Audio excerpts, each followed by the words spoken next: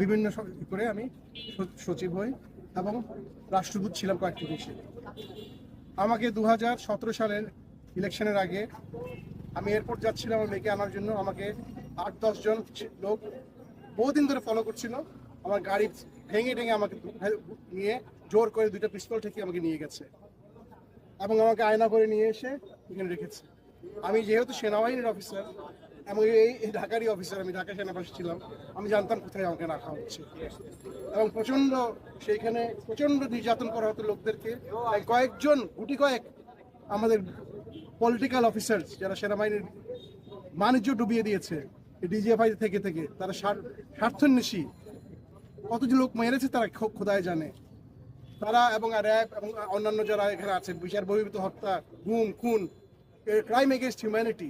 আমার দোষ কি ছিল? আমি কোনো রাজনীতি করিনি কখনো, আমি কোনো দলও করিনি।